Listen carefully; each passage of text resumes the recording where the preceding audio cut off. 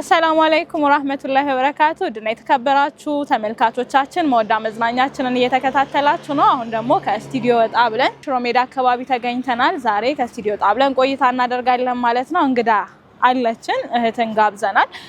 ሱመያ አብደላ ትባላለች እንግዳችን። ከሰሞኑ ሶሻል ሚዲያ ላይ አይታችኋታል ብዬ አስባለሁኝ። ተሽከርካሪ ባይኖረኝም ቀልጣፋ እግሮችና እጅግ የታመነ ማንነት አለኝ፣ እዘዙኝ ዲሊቨሪ ያረኩ ማንኛውንም እቃ ካላችሁት ቦታ ላይ ወደምትፈልጉት ቦታ ይዤላችሁ እመጣለሁ ትላለች። ታዲያ የዚችን እህት የስራ ሁኔታ ዛሬ ወጣ ብለን አብረን ኦርደር ተቀብለን እያደረስን እንዲሁ ከሷ ጋር ደግሞ እየተጨዋወትን የህይወት አጋጣሚዎቿን፣ ውሳኔዋን እንዲሁ ደግሞ የስራውን ባህሪ እያነሳንና ሀሳቦችን ወደ እናንተ ያደረስን አብረን ቆይታ እናደርጋለን። ጥሩ ጊዜ እንደሚኖረን ተስፋ አደርጋለሁኝ። እንግዳችንም ደርሳለች። ወደዚህ ልጋብዛትና ውሏችንን አብረን እንጀምር። አብራችሁን ቆዩ። ሰላም አለይኩም። ወአለይኩም ሰላም። እንኳን ደህና መጣሽ። እንኳን ደህና ቆየሽ። እንዴት ነሽ? አልሐምዱሊላህ። ቀልጣፋ እግሮችና ታማኝ ማንነት አለኝ። ደስ ብሎኛል በጣም ስለተገናኘን። እኔም በጣም ደስ ብሎኛል ስላገኘን። እንዴት ነው ስራ? አልሐምዱሊላህ በጣም ቆንጆ ነው። አልሐምዱሊላህ። ዛሬ እንግዲህ ካንቺ ጋር ዞር ዞር እያለን ኦርደር እየተቀበልን እያደረስን እንዲሁ ደግሞ ያንቺን የህይወት መንገዶች፣ የስራ ባህሪሽን፣ ያለፍሽበትንም የተወሰኑ ነገር እየተጨዋወትን ከመወዳ መዝናኛ ተመልካቾች ጋር ቆይታ እናደርጋለን። እሺ ይቻላል። ስለመጣሽ እንግዲህ አመሰግናለሁ። በጣም አመሰግናለሁ። መርሃባ። እስቲ ትንሽ ራስሽን አስተዋውቂኝ። ሱመያ አብደላ ወይም ሱ ዲሊቨሪ በሚለው እናውቅሻለን፣ ግን እንደው ትንሽ ያው ስሜ ሱመያ አብደላ ይባላል። ያው በዴሊቨሪ ስራ ነው የተሰማራሁት። አሁን ላይ ያው የትምህርት ባክግራውንድ የአካውንቲንግ ቢሆንም ጥሩ የሆነ መግባባት ችሎታ አለኝ፣ ታማኝ ማንነት አለኝና ይሄንን ደግሞ ወደ ስራ መቀየር እንደምችል ስላመንኩኝ የዴሊቨሪ ስራውን ጀምሬያለሁና ኢንሻአላህ ደግሞ ትልቅ ቦታ ይደርሳል። መርሃባ ኢንሻአላህ። ሱ ዲሊቨሪ ድርጅት ሆኖ ብዙ ስታፎችን ከስሩ ይዞ ደግሞ ሲንቀሳቀስ እናየዋለን። ሁሌ ህልሜ ትልቅ ነው ስትይ ሰማለሁኝና ያ ህልም ተሳክቶም እናየዋለን ብዬ አምናለሁ ኢንሻአላህ። አሁን ሽሮ ሜዳ አካባቢ ነው ያለነው። ቀደም ብሎ እንዳወራነው ኦርደር አለ። እሱን እንቀበልና ቆይታችንን እንቀጥላለን። ይቻላል ኢንሻአላህ። ወደ ተመልካቾቻችን እንግዲህ ኦርደራችንን እንቀበልና ወደ ተለያዩ ቦታዎች እንቅስቃሴ ያደረግን በቀልጣፋ እግሮች እንዲሁ ደግሞ በትራንስፖርትም እንቅስቃሴ ያደረግን ኦርደር ያደረስን እየተጨዋወትን ቆይታ እናድርግ። አብራችሁ ነው። አይ ይሄ የሽሮ ሜዳ የገበያ ማዕከል ሞል የሚላል አይደለ? ሱቆች እሺ፣ በዛኛው ጋር ተሻገሬ ስላልኝ በቃ እሺ፣ መጣሁ። ያው ልሻገር።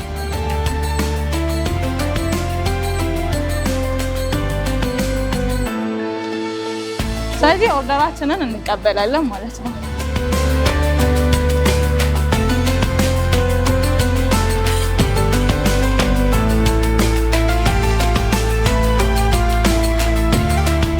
አይ ቲንክ ያው ሰው ህልም ካለውና የሆነ ቦታ መድረስ የሚፈልግ ከሆነ ሪስክ መውሰድ አለበት ብዬ አምናለሁና ያው ሪስክ ወስጄ ያው ለካላ እርዳታ ጋር ጀምሬዋለሁ።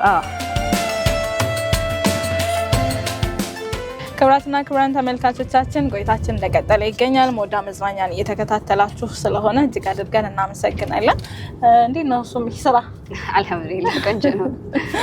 አልሐምዱሊላህ። ስለ ስራው የተወሰነ ነገሮችን እያነሳን ነበር። እስቲ እንደው ትንሽ ወደ ኋላ እንሂድና ሱሚ ልጅነቷ ምን ይመስል ነበር? የት ተወለድሽ? የታደግሽ? እሺ ያው አዲስ አበባ ነው ተወልጄ ያደግኩት። ትንሽ ቀልቀል ያልኩ ልጅ ነበርኩኝ። አስቸጋሪ ልጅ ነበርኩኝ። በትምህርቴ ደግሞ ጥሩ መጥፎም ያለው እንኳን በጣም ጎበዝ ተማሪ አይደለሁም፣ ግን ጥሩ ተማሪ የምባል ነበርኩኝ። ልጅነቴ በትንሽ ይሄን ይመስላል። ስንተኛ ልጅ ነሽ? ለቤቱ ሁለተኛ ልጅ ነኝና ታላቅ እህት አለችኝ፣ አንድ ታላቅ እህት። ሌሎቹ ትንንሾች ናቸው ከኔ በታች ያሉት። የመጀመሪያም የመጨረሻም ካልሆንሽ ያው ቀበጥም ልንልሽ አንችል። አስቸጋሪ ነኝ ግን ብለሻል። በፊት ህፃን ያለው ምናምን ነው እስከ 11 ክፍል ምናምን ያለው ታይም ትንሽ አስቸጋሪ ልጅ ነበርኩኝ። ግን ከዛ በኋላ ያው ኃላፊነቶችን ምናምን ሲመጡ ቀስ እያልሽ እየበሰልሽ ነው ትመጫለሽ። መርሃባ።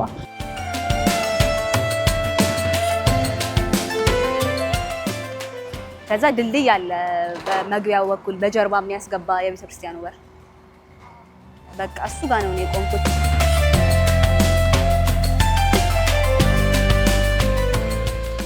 አስቸጋሪ ይመስላል የስራው ባህሪ። አዎ ሎኬሽንም ምናምን ያው ሰፈር ማወቅ የሚጠይቅ ይመስለኛል። እስቲ ቁጭ ስንል ስለሱ ትነግሪኛለሽ። አሁን አንድ ኦርደር ለማድረስ በጣም ብዙ ሰፈሮችን አልፈሽ አንዳንዴ ደግሞ ውስጥ ለውስጥ ይሆናል። ለታክሲ አይመችም። በእግር የምትንቀሳቀሽባቸው አጋጣሚዎች ይኖራሉ።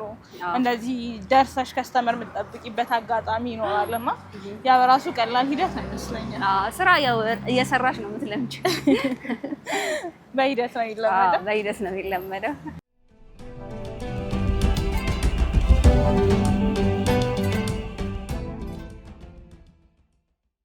ውድ ተመልካቾቻችን አሁንም ቆይታችን እንደቀጠለ ይገኛል። ከእህት ሱመያ ጋር ዞር ዞር እያልን ኦርደር ተቀበልን፣ አደረስን። የዴሊቨሪ ስራ ምን ይመስላል የሚለውን በተወሰነ መልኩ ተመለከትን። ያው የዞረ ሰው ይደክመዋል። አረፍ ብለን ደግሞ ጥቂት ሀሳቦችን ወደ እናንተ እናደርሳለን ማለት ነው። እንዴት ነበሩ? አንቺ የምጠይቅሽ ይሻላል መሰለኝ። አዎ ለኔ ነው አዲስ አይደል? እንዴት ነበር? ቀላል አይደለም። አዎ ትንሽ ከበድ ይላል። ፀሐዩም ሩቅ ነው ደግሞ አጋጣሚ ሄድ ነው። ቀላል አይደለም። ግን ምን እያሰብኩ ነበር በዛ ሁሉ እንቅስቃሴያችን ውስጥ ይሄ ሰፈር ማወቅ በጣም ይጠበቅብናል አይደል? አሁን አዲስ አበባ ደግሞ በጣም ሰፊ ናት። በዛ ላይ በየጊዜው የሆኑ ነገሮች ይቀየራሉ እና አሁን በፊት የምታውቂው ሰፈር አለ፣ የምትሄጂባቸው አጋጣሚዎች አሉ። አሁን ደግሞ ወደ ተለያየ ወደ ማታውቂውም ሰፈር ጭምር የምትሄጂበት አጋጣሚ አለ። እንዴት ነው እሱን ነገር የምታስታርቂ? እኔ እንደውም በባህሬ ከቤት መውጣም ብዙም ልጅ አልነበርኩም፣ ቦታ አላውቅም ማለት ይቻላል። እና ያው ስራው ራሱ እየሄድሽ ምናምን የምትለምጂው ነገር ነው። ግን አሁን ደግሞ ቴክኖሎጂ ማፕም አለ ምናምን እየተጠቀምሽ ትሄጃለሽ። እና እቺ ስራ በምፈልግባት ታይም ደግሞ የነበረው ታይም በጣም ጠቅሞኛል። ብዙ ቦታ በእግሬ ምናምን ወክ እያረኩኝ ምናምን እሄድ ነበር እና ያ ታይም ጠቅሞኛል። ብዙ ሎኬሽኖች እንዳይ ማፕ በደንብ እንድጠቀም ምናምን ስለረዳኝ ያ አሪፍ ነው።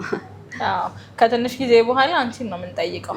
እኔን እንደ ማፕ ምናምን ትጠቀሙኛለሽ። ሁሉም ቦታ ይወስዳል አይነት ስራሽ። ቀደም ብሎ ከባዱ ነገር ምንድን ነው እያልን ነበር በዚህ ስራ። ምን ደስ ቢል ፓርት አለ? አዎ እና ያው አቀባበላቸው እኔ ደስ ብሎኛል። ክፍያው አልሐምዱሊላህ መጥፎ አይደለም። ክፍያውም ቆንጆ ነው። ከዛ ቲፕ የሚያደርጉሽም ሰዎች ይኖራሉ ሴት መሆንሽን። ከዛ ደግሞ ሶሻል ሚዲያ ላይ ስለሆነ ያገኙሽ ያበረታቱሻል ምናምን፣ ስልክ ይደወልልሻል።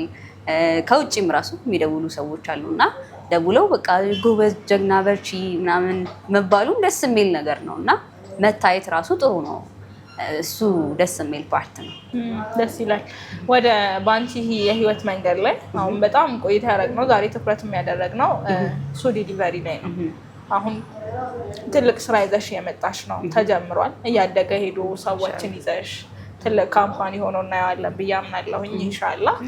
እንደው ግን በሱመያ የህይወት መንገድ ላይ የሰራሽባቸው ጊዜዎች አሉ፣ ስራዎችን የሰራሽባቸው የትምህርት ጊዜ ሻለ። በዛ የህይወት መንገድ ላይ ከባዱ ጊዜ የምትይው ምንድን ነው? ከባዱ ጊዜ ነበረው ከምሰራበት መስሪያ ቤት ወጥቼ አሁን ዴሊቨሪ እስክጀምር ያለችው አጋብ ከባዱ ጊዜ ነበር።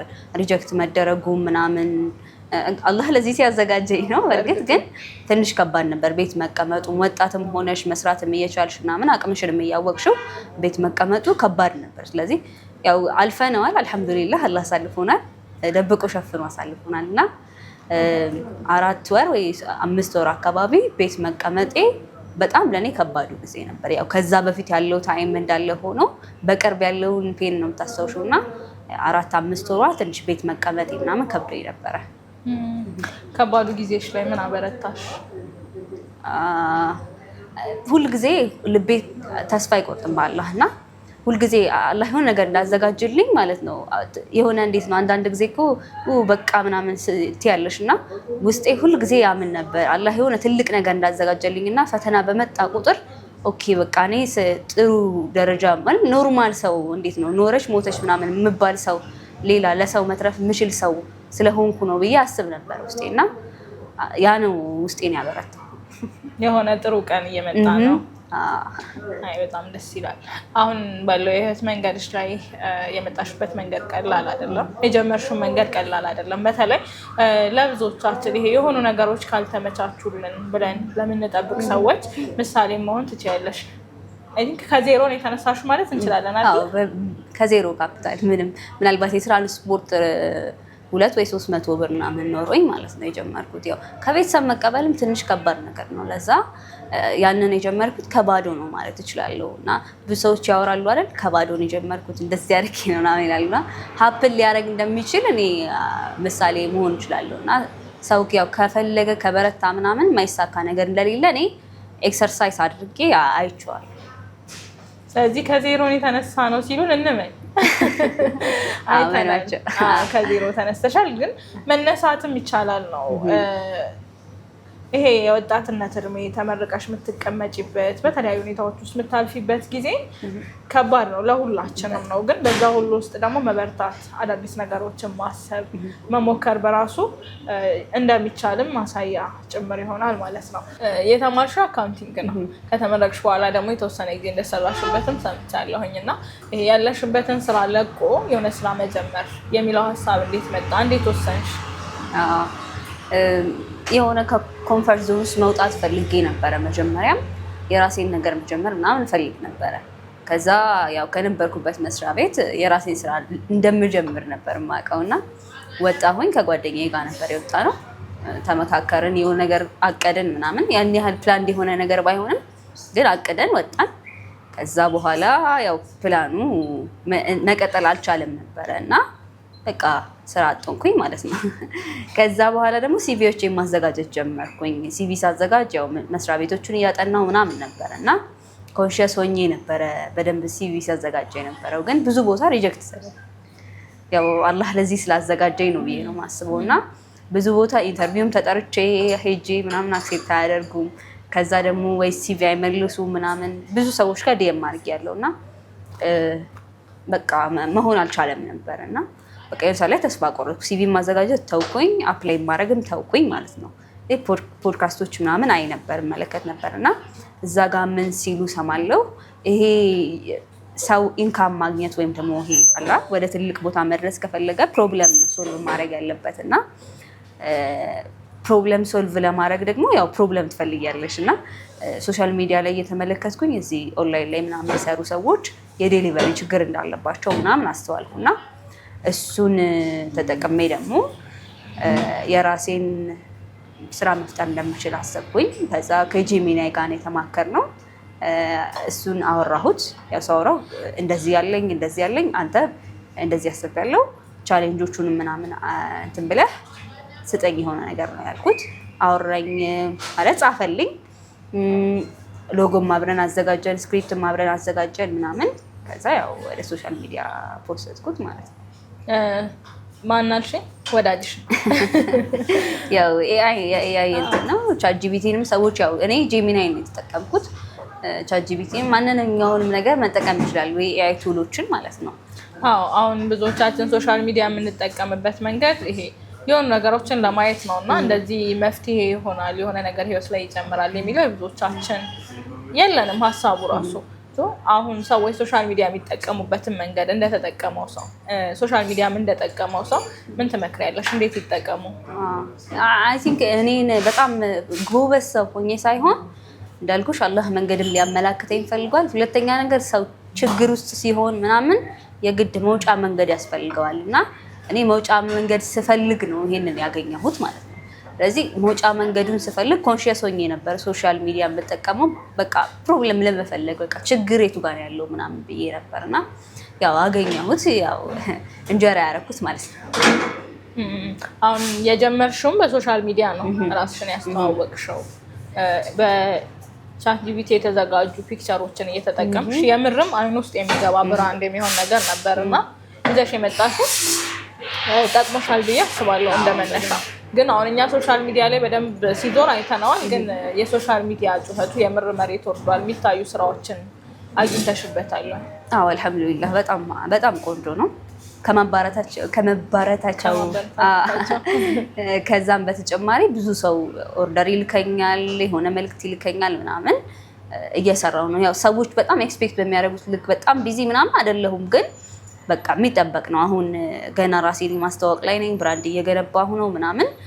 ጥሩ እየሰራ ነው አልሐምዱሊላህ።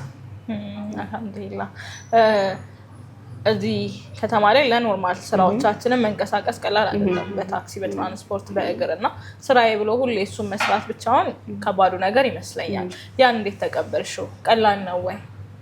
ያው ከባድ ነው፣ ግን ደግሞ ከባድ ያልሆነ ነገር የለም። ያው መቀመጥም ከባድ ነው፣ መስራትም ከባድ ነው። ግን ስትሰሪ ደግሞ ለውጥ ታመጫለሽ ቢያንስ ማለት ነው። ስለዚህ ከመቀመጥ መስራትም መረጥኩኝ። ከዛ ደግሞ ቻሌንጆቹን ከተጋፈጥኳቸው ደግሞ የተሻለ ቀን እንደሚመጣ ስላሰብኩኝ ያው በትራንስፖርት መንቀሳቀሱ ቢከብድም የሆነ ሰልፍም ይኖራል። በእግርሽም ትሄጃለሽ? አዎ በደንብ ነው በእግርሽ የምትሄጂው እና ደግሞም ውስጥ ለውስጥ ምናምን ሲሆን ያው ትራንስፖርት የማይገባም ሰው ቤቱ ድረስ እንድታመጭለት ኤክስፔክት ያደርጋል። ስለዚህ በእግሬም እሄዳለሁ እና አልሐምዱሊላህ ያው ጥሩ ነው። ችግሩን ተቀብዬ እንግዲህ ትልቅ ቦታ ደግሞ ኢንሻአላህ አደርሰዋለሁ ኢንሻአላህ። ከዚህኛው መልክ ውጪ ከመኖር ከመስራት ውጪ በተለያዩ የበጎ አድራጎት ስራዎች ላይ እናውቅሻለን።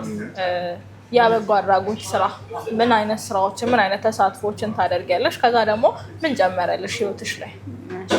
ያው አንዳንድ የሚታወቁ ከተማችን ላይ የሚታወቁ የሚባሉ ሶሻል ሚዲያ ላይ የሚንቀሳቀሱ ሰው በማፈላለግ አስቤዛ በማስገባት ኢቨንቶችን በማዘጋጀት ምናምን የሚታወቁ ታዋቂ የሚባሉ የበጎ አድራጎት ማህበራት ላይ እሳተፋለሁ።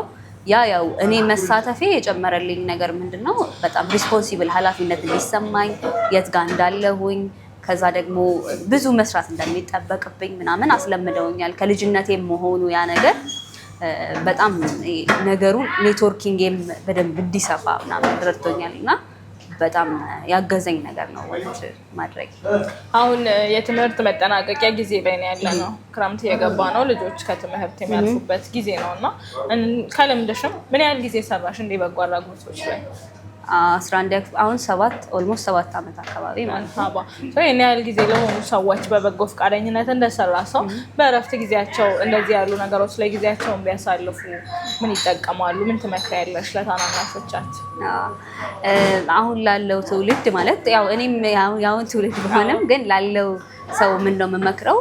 ያው ክረምቶቻችንን እኛ በጣም ልጅ እያለን በማይሆን ጊዜ ዝም ብለን እየተጫወትን ምናምን ያሳለፍናቸው እና አሁን ላይ ቮለንተር ማድረግ አንደኛ ያላቸውን ሰራውንዲንጋቸውን ያሰፋላቸዋል። ሁለተኛ ሪስፖንሲቢሊቲሽን ኃላፊነትሽን ይጨምረዋል። የምትደርሽበት ቦታ ጀግነሽ እንድትቆሚ ያደርግሻል እና ቮለንተር ማድረግ በጣም ጥሩ ነው። ከዛ በተጨማሪ ግን እኔ ሞያ ስኪል ቢማሩ ቋንቋ ቢማሩ ይሄ ኤአይ ደግሞ እንደምታውቂው በጣም እንትን ነውና እሱንም ለመማር ቢሞክሩ ኤዲቲንግ ምናምን ይሄ ሳይድ የሚይዙት ነገር የለም ከጊዜው ጋር አብረው ሊሄዱ የሚችሉበት ነገር እሱም ቢያደርጉ በጣም መልካም ነው ያስባሉ። መርሃባ ሱመያን የት እንጠብቃት? ምን ታለማለች? ኢንሻአላህ ቅድም እንደነገርኩሽ ኮንተንት ክሬሽኑንም በደንብ እገፋበታለሁ ኢንሻአላህ። ከዛ በተጨማሪ ግን የሱ ዴሊቨሪ በጣም ትልቅ ካምፓኒ ሆኖ አሁን ኢትዮጵያ ውስጥም የሚታወቁ ስማቸው ከሚታወቁ መካከል ይሆናል። አፕሊኬሽኖችን እናዘጋጃለን። ትልቅ ተቋም ፈጥረን ዴሊቨሪውን በደንብ ቀልጠፍ አድርገን ጥሩ የከስተመር ሰርቪስ ሰጥተን ምናምን ጥሩ ፕሮጀክት ነድፈን ትልቅ ቦታ እንደርሳለን ኢንሻአላህ።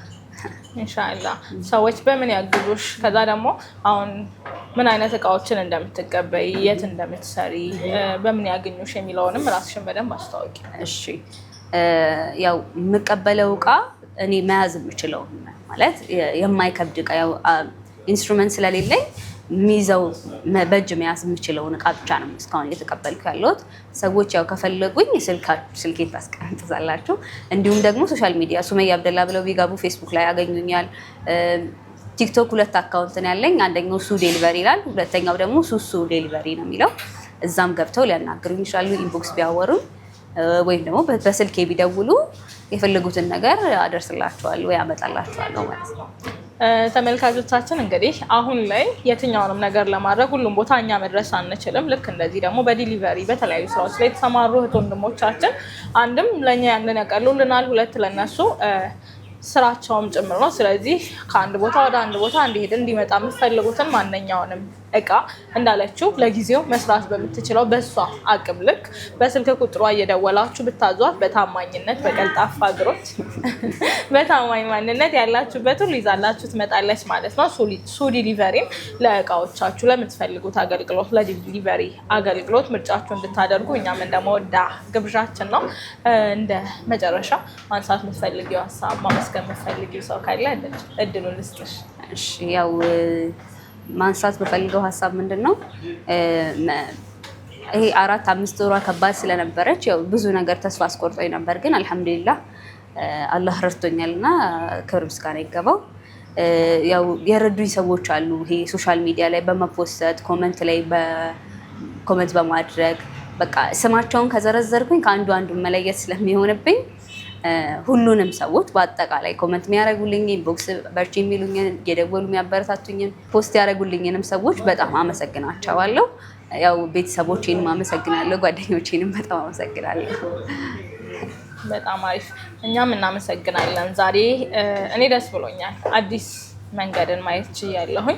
እንዳልኩት ቀላል አይደለም ሂደቱ፣ ግን ደግሞ ኢንሻአላህ እንደዚህ የተጀመሩ ነገሮች ናቸው ከፍ ብለው የምናያቸውና ሱ ዲሊቨሪ እንደምናስበው ትልቅ ሆኖ ደግሞ በሌሎች አጋጣሚዎች በሌሎች ቦታዎች ላይ እንደ ካምፓኒ አድጎ እናየዋለን ብዬ አምናለሁ ኢንሻአላህ። ተመልካቾቻችን ደጋግመን እንዳነሳ ነው ለየትኛውም የዲሊቨሪ አገልግሎቶች ምርጫችሁ እንድታደርጓት ሱ ዲሊቨሪን እንጋብዛችኋለን ማለት ነው። ዛሬ እንግዲህ አብረን ውለናል። ወደ አዝናኛችን ላይ አብረሽን ቆይታ ስላደረግሽ እጅግ አድርገን እናመሰግናለን። እኔም በጣም አመሰግናለሁ። መርሐባ ሱመያ አብደላ፣ እህት ሱመያ አብደላ ወይም ደግሞ ሱ ዲሊቨሪን ዛሬ ምን አይነት የስራ ውሎ ይኖራታል የሚለውን በተወሰነ መልኩ ለማየት ሞክረናል። እኛ ያየነው አንድ ኦርደር ተቀብሎ እስከ ማድረስ ድረስ ያለውን ሂደት ነው። በየዕለቱ እንግዲህ 2 3 4 የተለያዩ ኦርደሮችን እያደረሰች እየተንቀሳቀሰች ነው የምትውለው ማለት ነው። ምርጫችሁ አድርጋችሁ በርካታ ስራዎችን ሰርታ ደግሞ በሌላ አጋጣሚ ተገናኝተን ከእናንተ ጋር ቆይታ እንደምናደርግ ተስፋ አደርጋለሁኝ። ሌሎች የመወዳ ፕሮግራሞቻችን ይቀጥላሉ። አብራችሁን ቆይታ ስላደረጋችሁ እጅግ አድርገን እናመሰግናለን። ወሰላሙ አለይኩም ወራህመቱላሂ ወበረካቱ።